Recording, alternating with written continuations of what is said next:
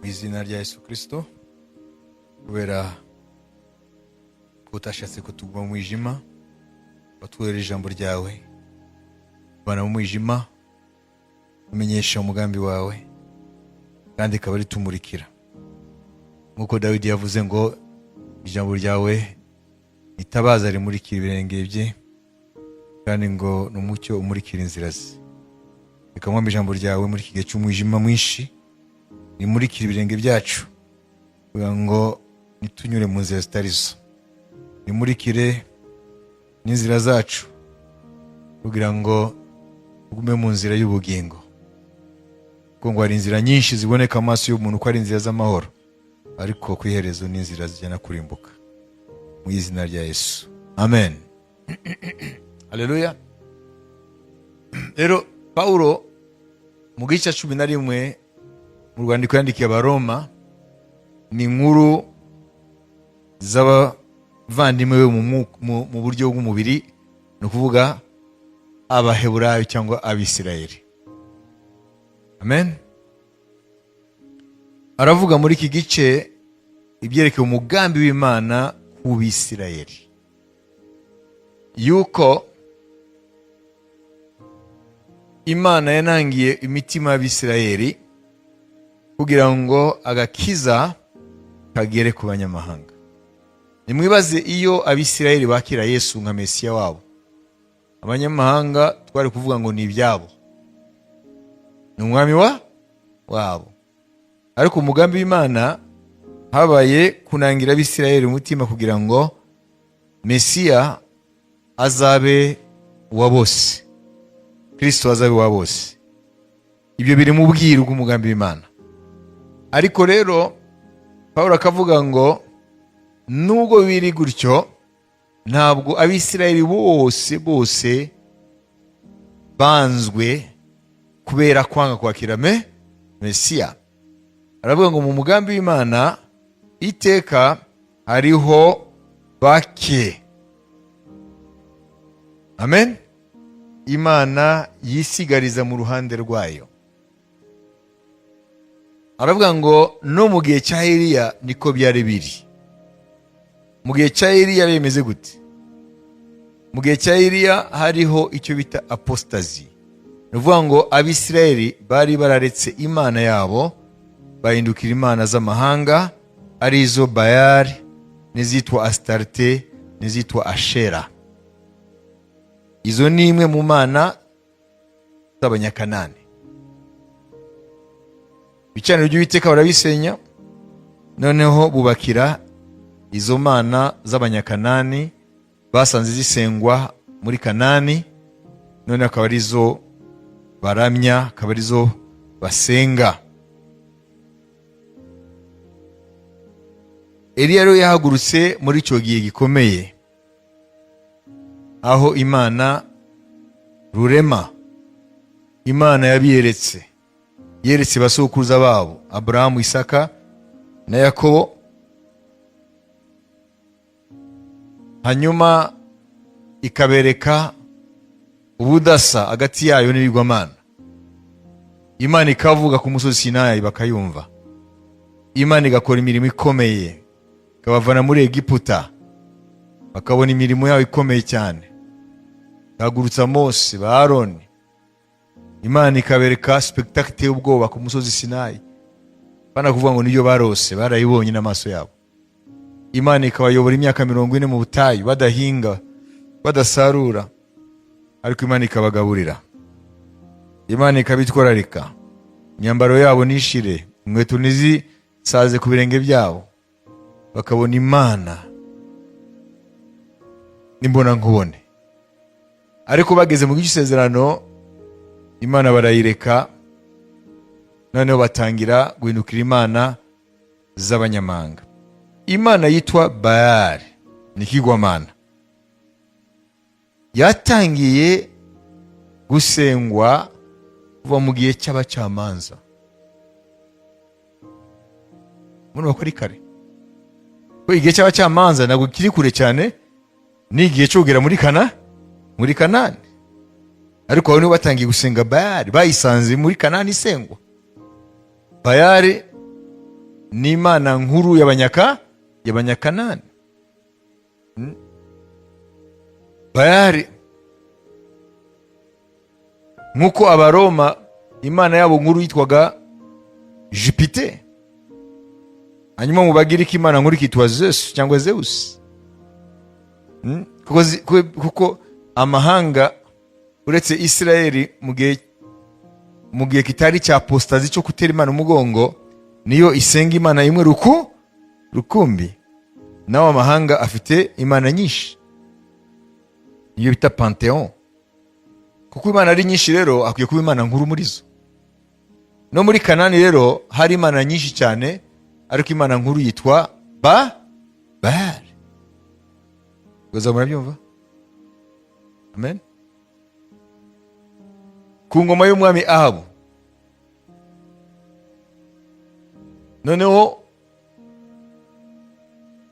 birakomera, biba bibi kwimura Uwiteka. Ariko twumvise ko batangiye kwimura imana mu gihe cy'amazi. Amen.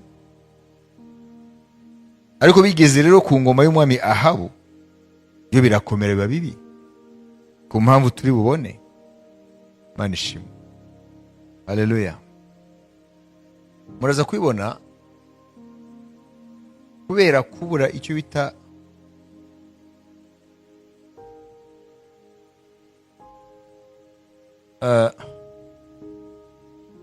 background ya archaeologie na histoire, ubumenyi bw'amateka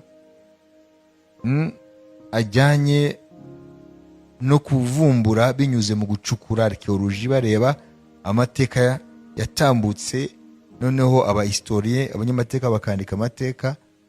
Kubera abana b'Imana kutigishwa, kubera ko badafite background ya Bibiliya ijyanye na archaeologie na histoire, ni ukuvuga ngo ubushakashatsi, amen, icyo bwagiye buvuga, amen, ku ngoma zageze zitambuka, yaba imbere uko Abisirayeli bagera muri Kanani.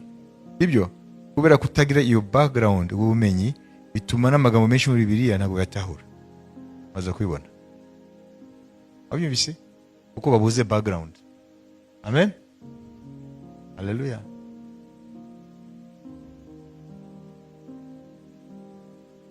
Archaeological, historical background yibuze, umwana w'Imana muri Bibiliya aratakara. Wayizi? Haleluya. Amen. Kuko ntabwo umuntu ubona ko giye mpagaze hano, simubona yewe, ariko Imana indebye imbona nturuka ku ure. The background ya bugufi, papa na mama, sibyo, n'abasogokuru, nyogokuru, nabo bafite ababyaye, iyo ni background. Ari background ya hafi, yo hagati niya kuri, hanyuma n'inkomeza isangamo kuri Adamu na Eva. Iyo ni background. Ni Bibiliya ifite background.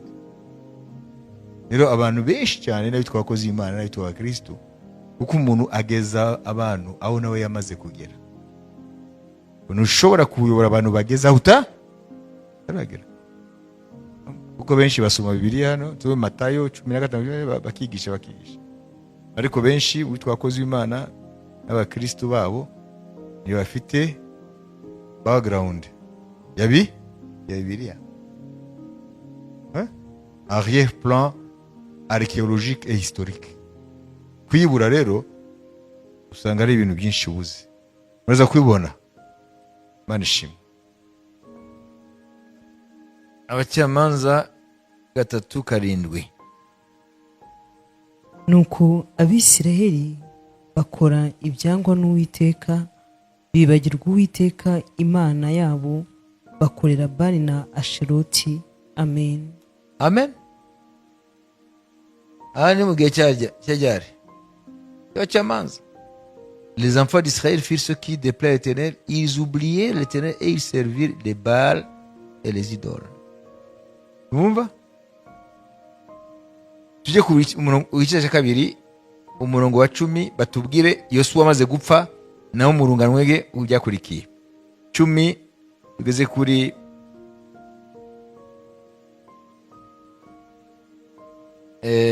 cumi na kane. hanyuma ab'icyo gihe bose nabo barapfa basanga ba sekuruza. Abo bakurikirwa n'ab'ikindi gihe bakura batazi Imana habe no kumenya imirimo yakoreraga Abisirayeli. Nuko Abisirayeli bakora ibyangwa n'Uwiteka, bakorera Bali. Bimura Uwiteka Imana ya ba sekuruza yabakuye mu gihugu cya Egiputa, bakurikira izindi mana z'abanyamahanga babakikije bakazipfukamira. Barakaza Uwiteka. Nuko bimura Uwiteka bakorera Bali na Ashitaroti. Maze umujinya w'Uwiteka ukongera Abisirayeli, abagabiza abanyazi kubanyaga, kandi abahana mu babisha babo babakikije, bituma batakibasha guhagarara imbere y'ababisha babo. Amen. Baal est le nom de la divinité suprême du panthéon cananéen et phénicien antique. Ngo Baal ngo niyo mana nkuru y'Imana z'abanyakanani. Amen. No kuzamuka mu bice bya Libani ya kino gihe na Syria, yitwa la Phénicie. Le culte de Baal a infiltré la vie religieuse de la nation juive à l'époque des juges. Nitwabonye? Amen. Aba juge 3:7. Abacamanza gatatu ka karindwi. C'est répandu en Israël pendant le règne d'Akab. Dusome abami ba mbere 16 33. 1 roi 16 31 33. Et a également affecté Juda. Dusome aho abami ba mbere 16 33. Nuko bimubereye bito kugendera mu byaha bya Yerobowamu mwene Nebati, ariyongeranya arongora Yezebeli umukobwa wa Etibali umwami w'Abasidoni, aragenda akorera Bali arayiramya. Yubakira Bali icyotero mu nzu ya Bali yari yubatse i Samariya, kandi yiremera Asheri, ndetse Ahabu uwo arusha abandi bami b'Abisirayeli bamubanjirije bose kurakaza Uwiteka Imana ya Isirayeli. Ku ngoma ya Ahabu Iyeri w'i Beteli yubaka i Yeriko. Igihe yubakaga urufatiro apfusha umwana w'imfura witwaga. Mwabyumvise? Nuvuga ngo Baal yatangiye gusengwa n'Abisirayeli kuva mu ngoma mu gihe cy'abacamanza, hanyuma birakara ifata umurego ku ngoma ya Ahabu. Turaza kubyumva impamvu. Amen. Na ingoma za kabiri 28 1-2 Chronique. Mwaza kumva impamvu ari ingenzi kubimenya. Tuza kuvuga Baal yarinde ko mujya mumuvuga kenshi. Astarte yarinde, Ashera yarinde. Yari ikigwamana kimeze gute? Ahazi atangira gutegeka yari amaze imyaka 20 avutse, amara imyaka 16 i Yerusalemu ari ku ngoma. Ntiyakora ibishimwa n'Uwiteka nka sekuruza Dawidi, ahubwo agendana ingeso z'abami b'Abisirayeli, aremera Bali ibishushanyo biyagijwe. Amen. Uvuga ngo gusenga ikigwamana cyitwa Baal noneho byavuye muri Isirayeli, byafashe n'ubwami bw'amajyepfo Yuda. Mu ijambo rimwe rero ubwami bubiri bwose burafatwa. None Isirayeli imbere yari ubwami bumwe kubera ibyaha bya Salomo. Imana ku ngoma y'umwana Salomo, umwana wa Salomo Roboamu, Imana ucamo kabiri aba ubwami bw'amajyaruguru bugizwe n'imiryango 10. Isirayeli umugwa mukuru Samariya, ubwami bw'amajyepfo Yuda, umugwa mukuru Yerusalemu bugizwe n'imiryango 2 Yuda na Benyamini. Baal yatangiye gusengwa muri Isirayeli, ariko byatangiye mbere gihe cy'abacamanza.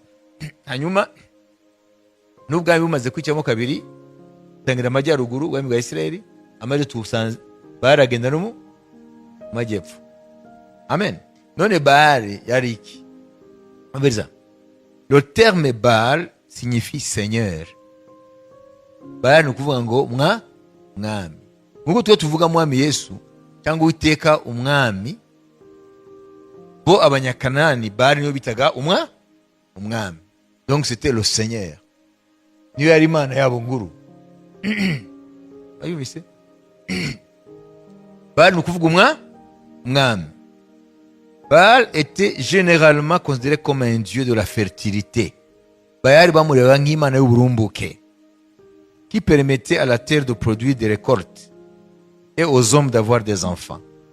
Nuvuga ngo iyo imirima yeraga, amen, babikeshaga Baal. Abanyakanani bari bazi ko Baal niyo babavuvira imvura, niyo atuma imirima yera. N'igihe abagore babyaye baraturaga Baal, ko niwe yatumye babyara. Baal, mwabyumvise? Hanyuma igihe cyageraga Baal nubwo ari iw'amana kimwe, habagaho rero imisengero itandukanye y'iyo Baal, bikurikije n'intara runaka yo muri Kanani. Niyo mpamvu hariho abantu uvuga ngo Baal Pure na Baal Berit. Ni ukuvuga ngo Baal Peor na Baal Berit ni ya mana nyine yabo yitwa Baal, ariko hakaba harimo imisengero itandukanye bikurikije n'intara runaka. Amen. Ni nk'uko hano mu Rwanda ashobora kuba hari Nyabingi yo mu majyaruguru, hakaba Nyabingi yo mu majyepfo, hakaba Nyabingi yo y'Iburasirazuba cyangwa Ryangombe. Ugasanga imisengerere iyo Ryangombe cyangwa iyo Nyabingi iratandukanye bikurikije uturere. Na Baal niko bimeze. Mwabibise? Nusoma muri Bibiliya Baal umenyere ibyo ari byo. Ni ukuvuga umwami, ariko apana umwami w'ijuru n'isi wacu. Ni umwami w'abo banyakanani, kuko niwe bakesha ubuzima. Imirima niyera ni Baal, umubyeyi nabyara ni Baal. Urumva ko niwe soko y'ubuzima n'uburumbuke. Imana ishimwe. Amen. Mwumvise Baal? Reka dukomeze kugira ngo tuze kubifatira hamwe, turebe n'izindi mana zasengwaga, ko turaza kugaruka kuri Eliya. Tasoma imana yitwa Ashera, sibyo? Ashera incarne la fécondité de la nature comme toutes ses sœurs déesses Astarté, avec laquelle on la confond parfois. Ni ukuvuga Ashera, amen, bamukesha abo banyakanani nyine n'andi moko yaje gufata izo mana. Amen. Ngo agaragaza la fécondité. Ni ukuvuga ngo Baal nubwo ari imana nkuru, ariyo bakesha ubwo buzima n'ibiki byose n'uburumbuke, ariko mu buryo bw'umwihariko Ashera baramusengaga, baramuturaga, kuko niwe bahaye kubyara, ariko nawe akabikomoza kuri Baal. Mwabyumvise? Hanyuma Abayeburayo rero, uyu Ashera rero, Ashera possède une image dans le ciel puisqu'elle est assimilée à la planète Vénus. Ni kuvuga ngo planète Vénus, umubumbe witwa Vénus. Ni kuvuga ngo abanyakanani n'andi moko muri bice bya by'isi hariya, Vénus, umubumbe Vénus bavuga ko ari il représente Ashera. Mwabibise? Les anciens Hébreux eux aussi, abayuda bamaze kugwa, vouent un culte à Ashera, qui est la déesse heureuse. ni ukuvuga ngo son nom est formé sur le mot hébraïque qui signifie bonheur. Ashera rero ngo niwe abaha happiness, bonheur. Niyo mpamvu Yeremiya yavuze ngo mwaretse Imana y'abasokuruza banyu mukajya gukorera Ashera, mukayitura, sibyo, mukayikorera de gato n'ibiki. Niyo yitwa la reine du ciel, umwamikazi w'ijuru. Umwamikazi w'ijuru rero yarasinzwe kuva kera, kuva muri za Babylone. Donc on l'appelle aussi la reine des cieux. Mais le mot Asherah signifie également en hébreu buisson ou bois sacré. Iyo usomye Imana ibagabisha bataragira Kanani ngo bamenye izo mana, iyo Imana yari zibabwiye hakiri kare. Usome kuva 31, 34, 13. Imana yabiti kiriya gihugu mugiyemo, dore abaturage bacu basenga imana zimeze mwebwe ntimukabigane. Ahubwo muzasenye ibicaniro byabo, mutembagaze inkingi z'amabuye bubatse, muteme mutsinde ibishushanyo bya Ashera babaje. Amen. Amen. Haleluya. Ashera rero cyane cyane, haleluya, ahantu hose hari ibiti bashiragaho igicaniro cya Ashera. Ashera était particulièrement adoré dans les bois et dans les forêts. C'est pourquoi en faisant mention de ce culte, la Bible parle souvent des arbres verdoyants, des arbres du feuillage touffu, des chênes, des peupliers, des térébinthes, à l'ombre desquels des prêtresses d'Ashera observaient les rites voluptueux de la bonne déesse, parmi lesquels la prostitution sacrée. Nuvuga ngo Ashera rero mu kuyisenga bayisengera mu mashyamba, mu biti, hanyuma bakabyina imbyino, bakagira gute, bambaye n'ubusa, hanyuma kugira ngo banezeze Ashera bagasambana. Iyo yitaga la prostitution sacrée. Uko niko Ashera yasengwaga. Imana yibabwiye batarahagera, bakiri mu nzira bava muri Egiputa. Mwabyumvise Ashera? Amen. Nuvuga ngo yasengwaga mu biti, mu mashyamba. None bakayisenga rero bigakomera kugeza aho bakora amarorerwa yo gusambana. Baranezeza nde? Ashera. Astarte, mujya mumva nawe? Astarte, la déesse cananéenne, nawe ni ikigwamana cyo muri Kanani, déesse phénicienne de l'amour. Uvuga ngo ni ikigwamana cyasengwaga muri Kanani, uzamuka no muri Libani no muri Syria. Amen. Ngo ni ikigwamana cy'urukundo, la déesse de l'amour, du sexe. Ni ikigwamana cy'urukundo ariko muri sanse y'ubusambanyi. Amen. Du sexe et de la chasse. Inspiré de la divinité mésopotamienne Inanna Ishtar. Elle est le plus souvent associée au dieu des tempêtes, Baal, mais semble avoir été bien plus populaire que ce dernier. Nous voyons ngo iyi Astarte, amen, grâce au commerce et le voyage depuis la Phénicie, puis depuis l'Égypte, dans toute la Méditerranée, et était vraisemblablement très populaire. Et voilà, nukuvuga iyo Astarte yagiye yerekanwa mu bihugu bitandukanye, amen, kugeza aho yinjiye no mu bihugu bya Burayi ivuye mu burasirazuba. Dans toute la Méditerranée, était vraisemblablement très populaire et a en jugé par le nombre de temples érigés en son honneur. Kubera ingoro zayo zubatswe ku isi yose y'icyo gihe muri bice byo muri Asia hagati, Burayi. Elle aurait joué un rôle dans le développement des divinités grecques. Nuvuga ngo n'abagiriki bagezeho barayifata bo bayita Artemis na Aphrodite. hanyuma yigeze mu Baroma bayita la déesse romaine Vénus. Murumva rero, murumva ko igomana cyaratembereye. Amen, haleluya.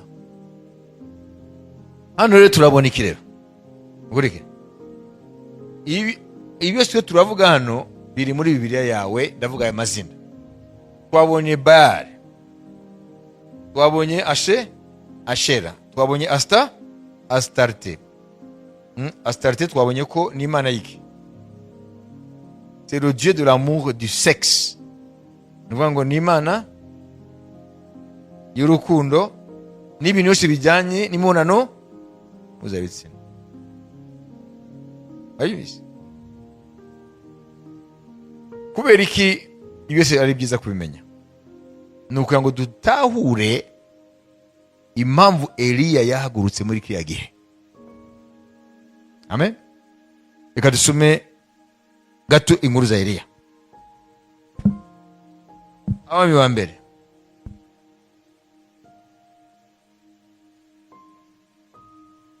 Amen. Abami ba mbere 18.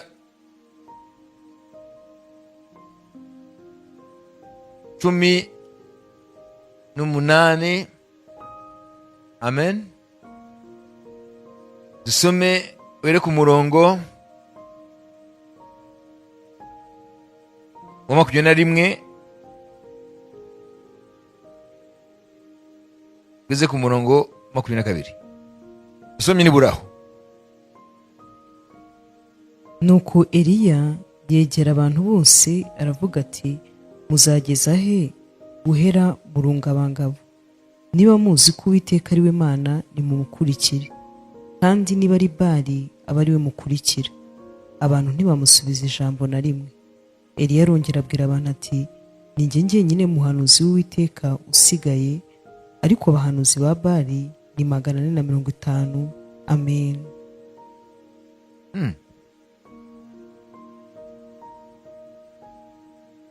Na 50.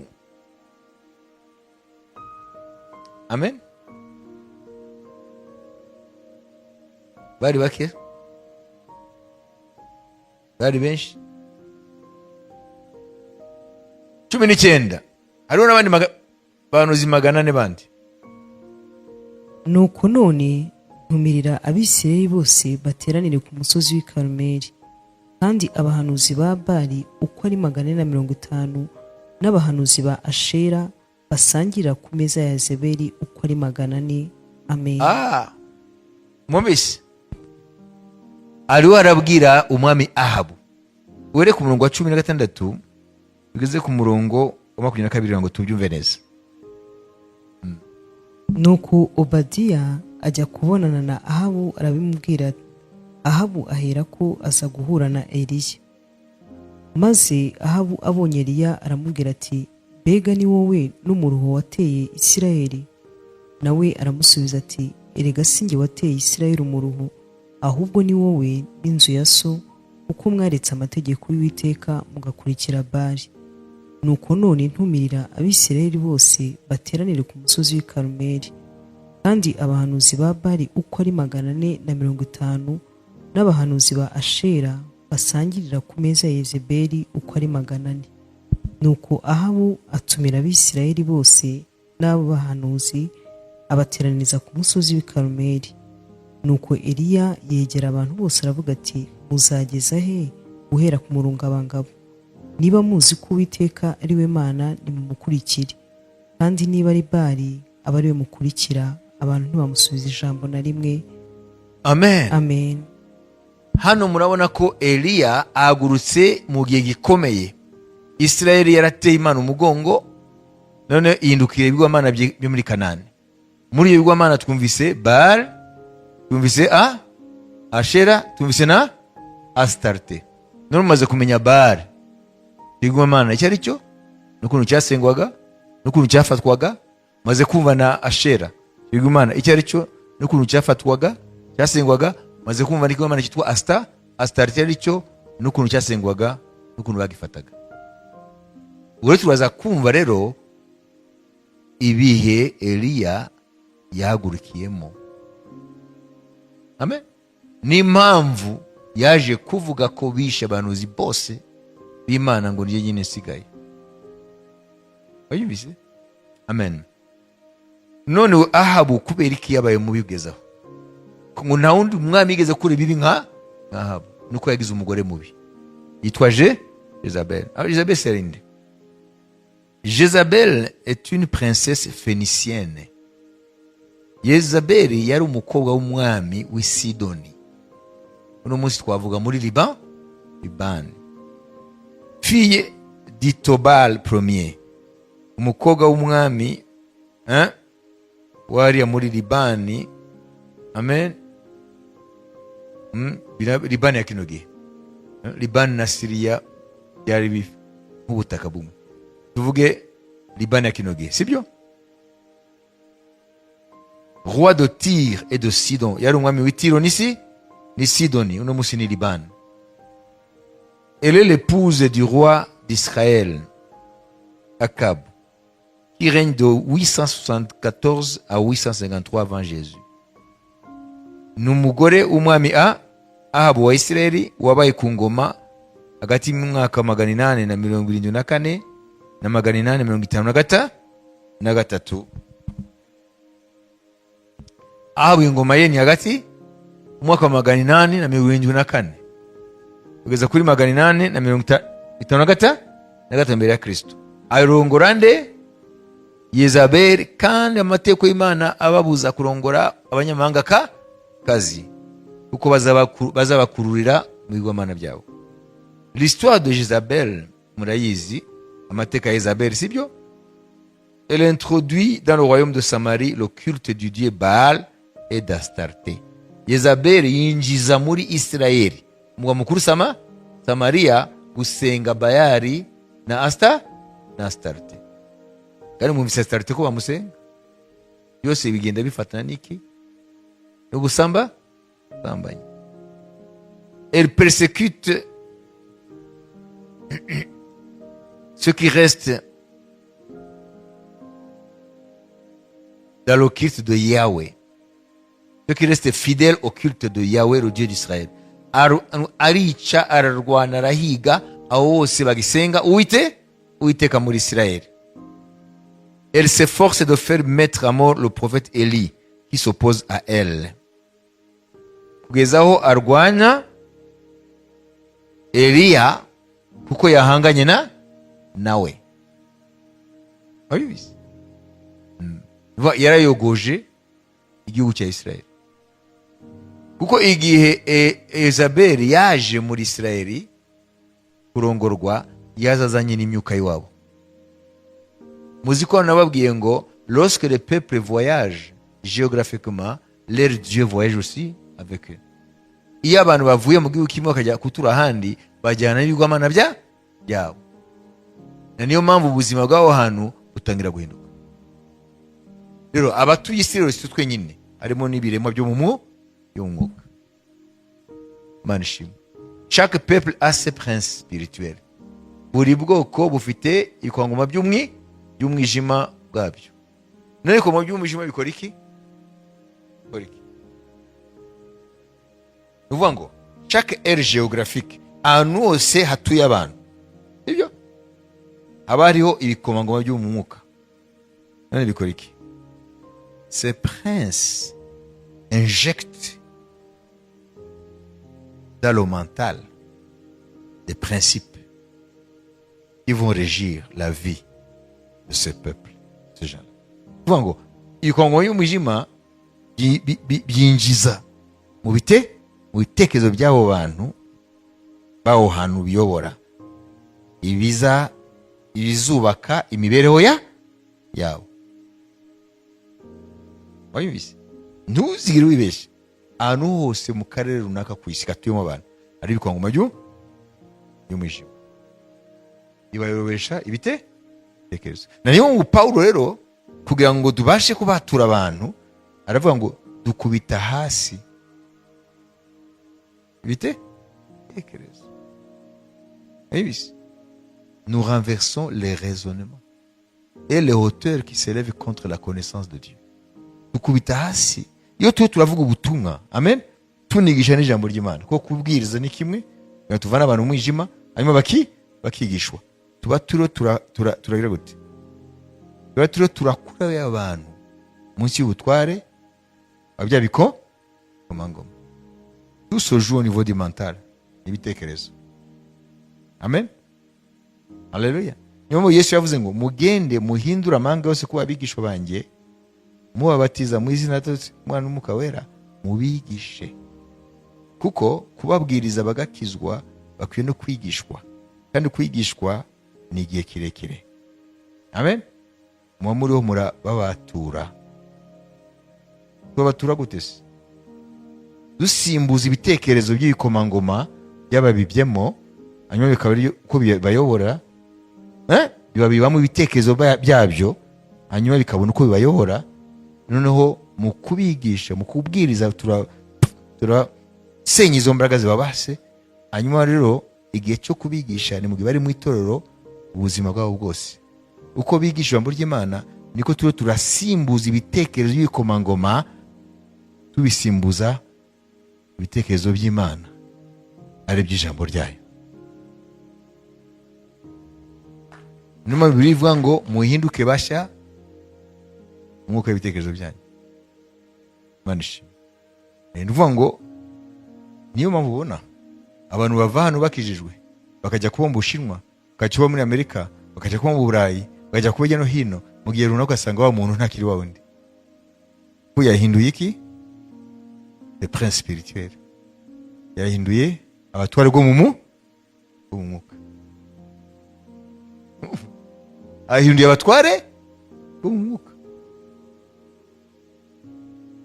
Amen. Ahantu si ku isi hari abatware bwo mu mwuka. None Yezabeli aje kurongorwa muri Israeli. Muri Israeli bari barasenga Uwiteka Imana y'ijuru n'isi, rurema. Wazanye iki? Ibigwamana by'iwabo. Aza ibigwamana gusa by'amasitatu. Ni imyuka. Amen. Amaze kugiraho rero yimura imisengere nyayo, gusenga Imana zimwe. Batangiye gusenga Baali, batangiye gusenga Ashera na Astarte. Mbere 18-19 twasomye ko twasubiremo.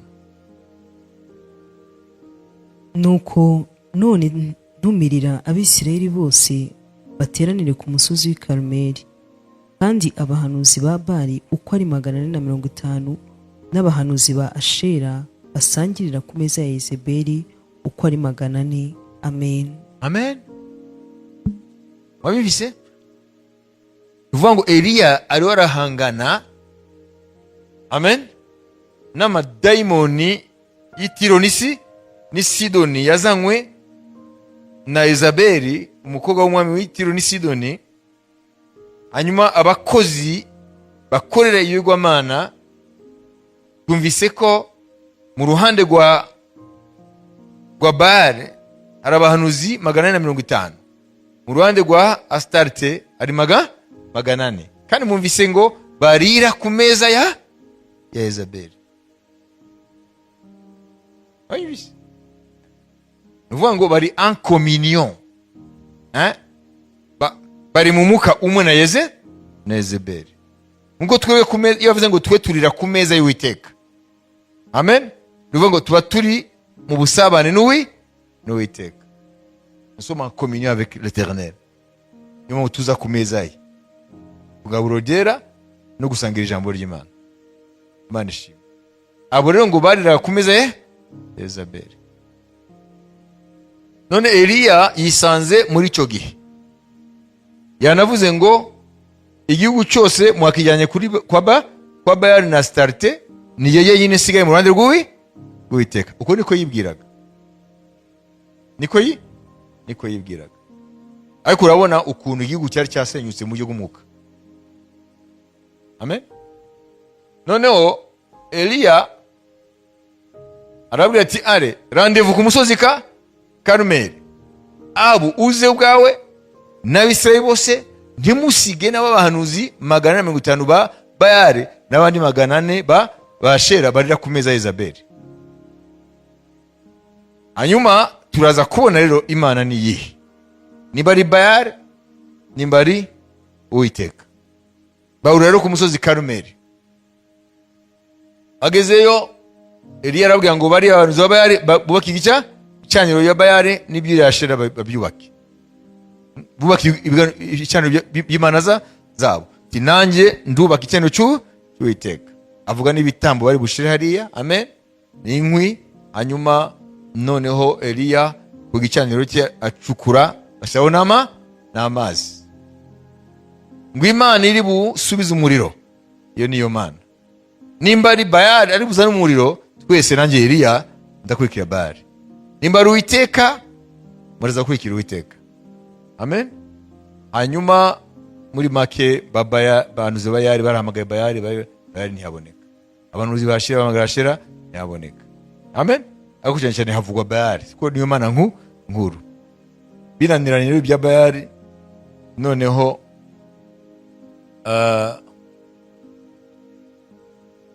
Eliya bati reka nanjye mpamagara Uwiteka. Ahamagara Uwiteka, umuriro amanuka, amen, utwika igitambo n'inkwi, amen, n'amazira yose. Baravuga ati Uwiteka niwe Mana, Uwiteka ni Imana. Kuri iyo saha bose bapfukamira Uwiteka, amen. Hanyuma Eliya yari yarafunziye ijuru amezi 3 n'igice, imvura itagwa. Noneho arahamagara imvura, arasenga. Yatangiye kuvuga ngo ndabona agacu ijuru y'inyanja Mediterane. Abwira Abu ngo batigarya wiruke ko imvura yaza kugwa. Amaherezo imvura itangira rero kugwa, uva muri ka gacu yabonye, yahinduka rero ibicu bitwikiriye, ijuru rirabura, imvura yatangira. Aho ariruka n'igare rye niki, Eliya mu nyuma nawe ariruka nta gare, asiga Ahabu. Hanyuma inkuru zigera kuri Yezabeli, kuko Eliya yasize yishe babahanuzi 450 ba Bayali na 400 ba Astarte, amen. Hanyuma Yezabeli atuma kuri Eliya ati ejo nk'aya masaha Imana zizaba impore, nimba ntazaguca umutwe gukora ibyo wakoreye babahanuzi. Eliya yahise agira ubwoba areruka. Kubera iki Eliya yirutse? Eliya igihe cyose yahanganye na Yezabeli n'abahanuzi za Bayali, amen, yaramutwaye imbaraga nyinshi. Mu buryo bw'umwuka yari yarushe, no mu buryo bw'umubiri yari yarushe. Ayibise yarakeneye kutongera kwangaja ini ntambara ako kanya. Yarakwiye kugenda ku Mana kugira ngo abe restore. Yo n'indi somo nibyo bita uno munsi burnout.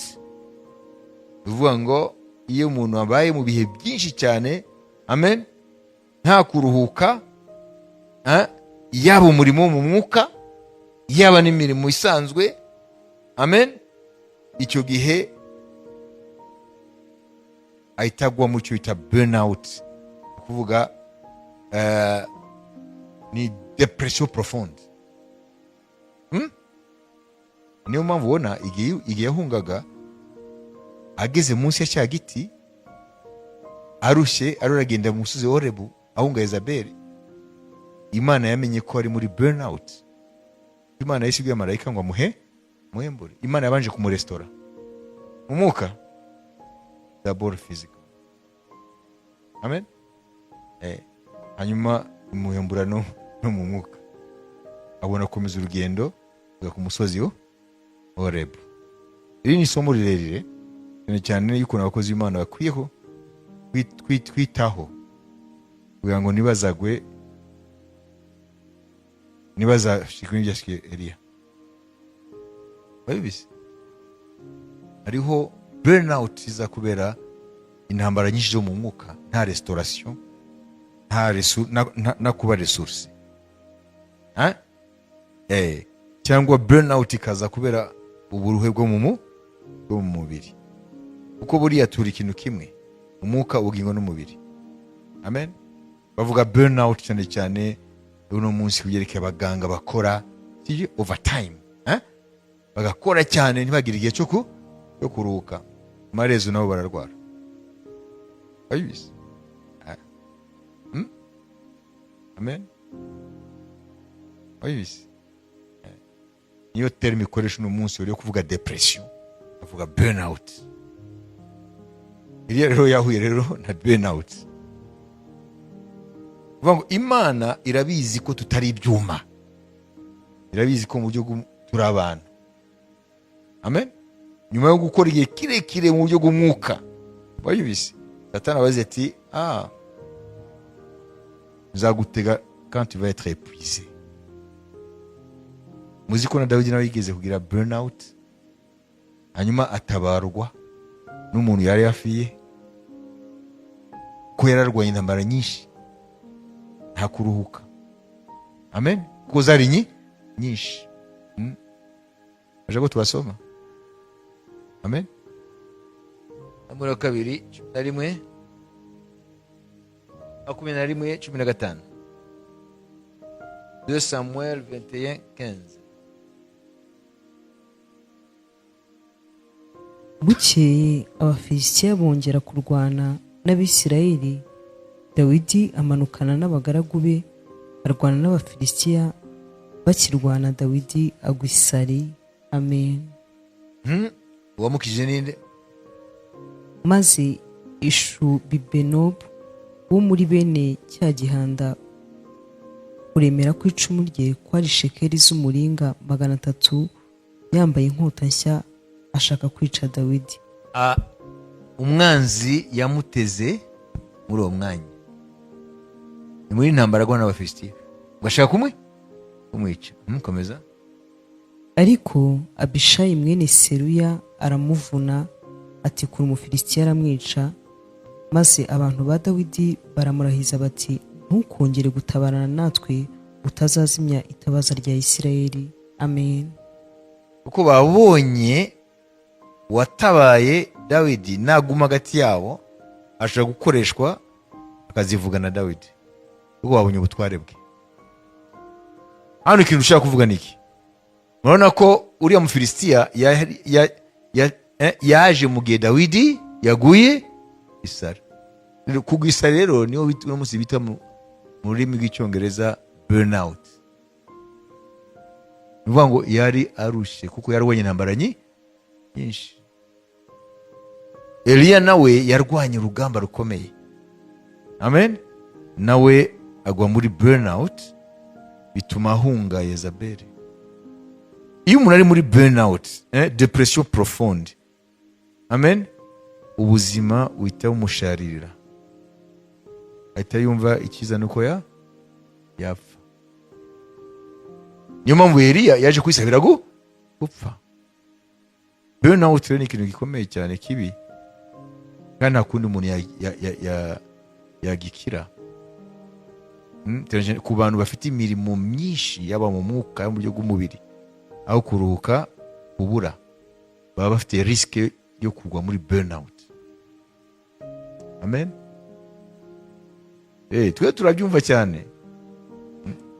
Ari gukora umurimo w'Imana, noneho ukazasigara imisire, kumva uburemere bw'isi y'umwuka. Amen. Mwumvise ibyo ari byo? Mwumvise ko nta n'umwe ashobora kuvuga ngo ntibyanshikira? Rero tugaruke kuri Eliya rero. Eliya rero arahunze Yezabeli. Sibyo? Kubera iki? Kubera ko yari yagurutse mu gihe gikomeye, aho Isirayeli yose yari yatemana umugongo, yuzuye umwijima gusa.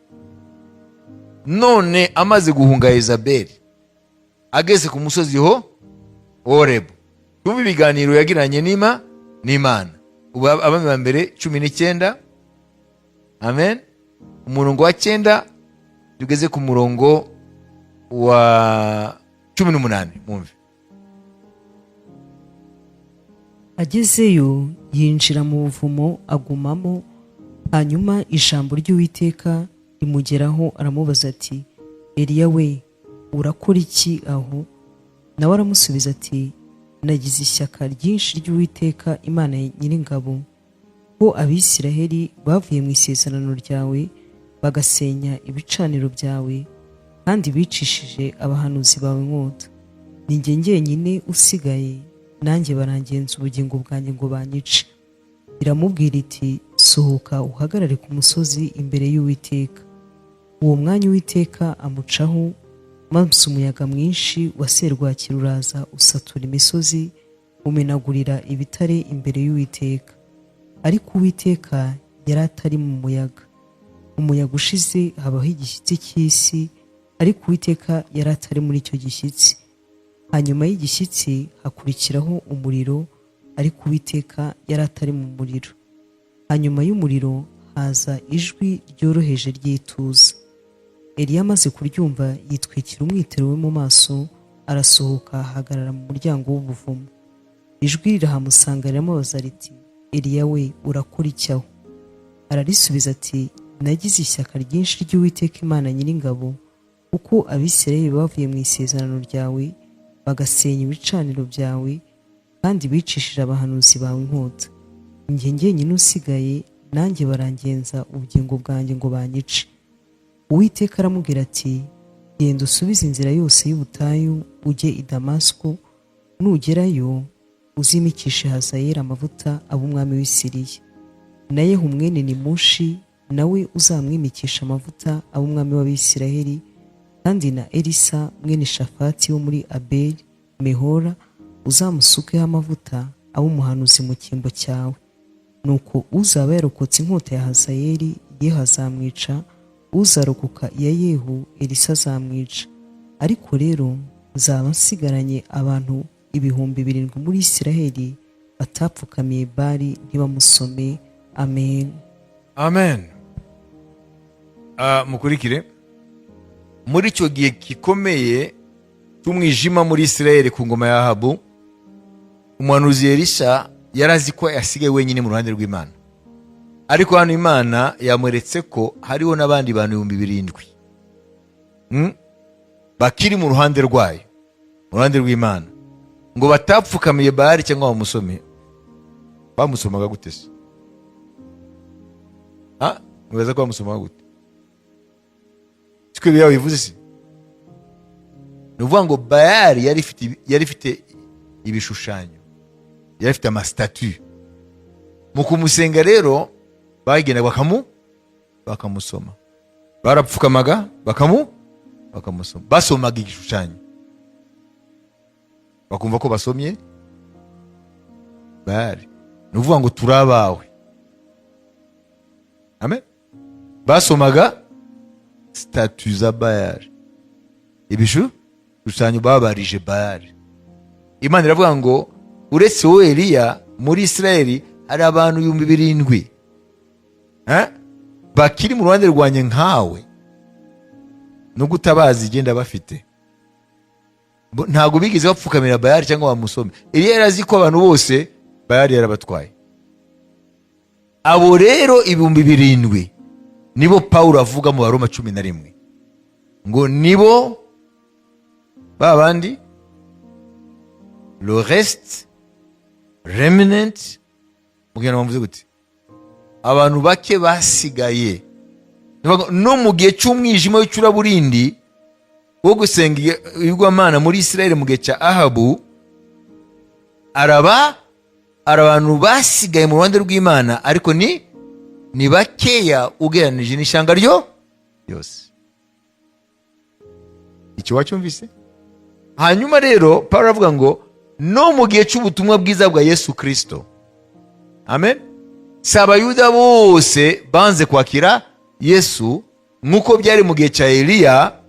Imana yironkeye muri ubwo bwoko bake, amen, bakurikiye umwami Yesu.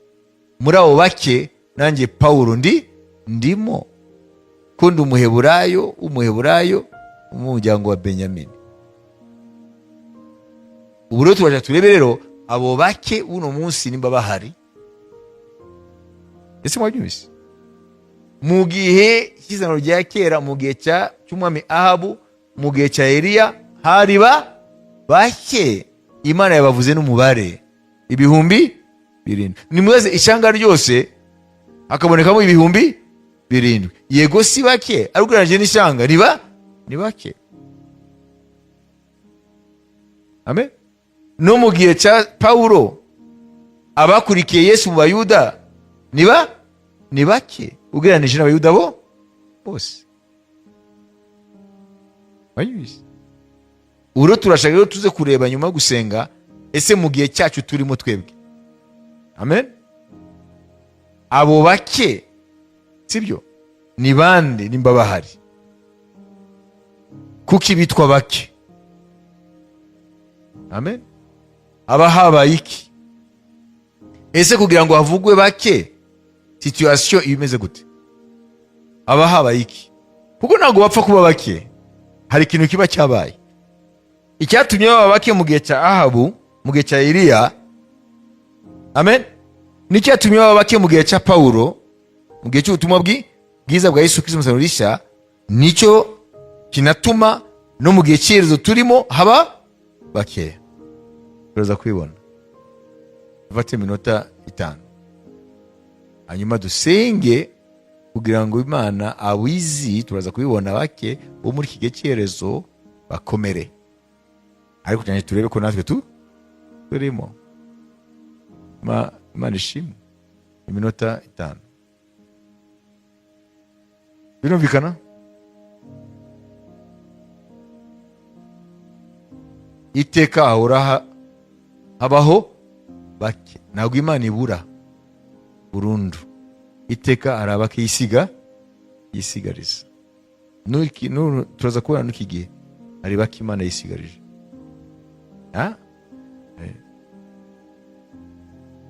Utamenya ibituro turavuga hano ni ikibazo. Abantu bibaza ko ibintu biraho gusa. Reka da. Iminota 5.